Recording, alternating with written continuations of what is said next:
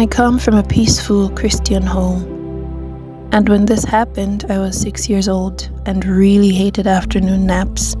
But this day was different. I remember it being a quiet, cold afternoon in June, and I was napping in my mother's bedroom. I remember it being quite cold because my mother asked my 16-year-old cousin to bring a heater into the bedroom. We lived in a simple 2-story building that had its 3 bedrooms upstairs, and the kitchen, bathroom, toilet, and living room were downstairs.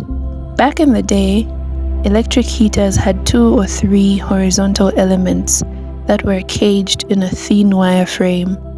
They weren't the safest because once you got too close, you'd definitely burn. My cousin did what she was told and brought the heater up to the bedroom and accidentally placed it right under some coats that were hanging on the wall. I'm not sure how long it took, but the clothes inevitably caught on fire. All I remember is uncontrollably coughing, gasping for air in my sleep, and opening my eyes to a room full of smoke and not being able to see anything. I then realized what was going on and tried to get myself to the door, but I couldn't see anything because of all the thick smoke. So I used my hands to feel around the room and got myself to a wall and decided to move along that wall till I got to the door. I finally got to the door, but it was locked, and I couldn't reach the door lock. I began to bang on the door, hoping anyone on the other side could hear me, and they did. Just as I was giving up, my father burst into the room, lifting me and took me downstairs. They then started giving me so much milk to drink.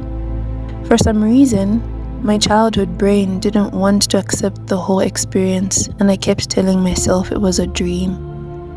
I finally woke up in the car as my father was cruising to the nearest clinic. We got there and they ran some tests on me, checked my temperature, and I was perfectly fine. I had no burn, no bruise, nothing. And I remember thinking, of course I'm fine. I'm not hurt in any way. So we left the clinic.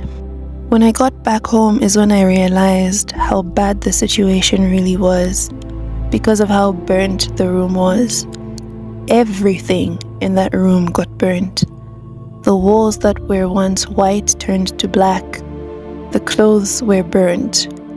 At the time, my parents had a small shop and some of the stock was in the room. All that was gone.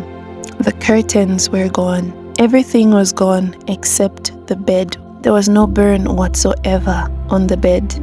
And the funny thing is, the curtains that were burnt were connected to the bed, but I don't know how the fire didn't catch on to the bed. It could only be a miracle. I didn't think much of it when I was younger, but as I grew older, I realized God definitely saved my life that day, and I'll forever be grateful.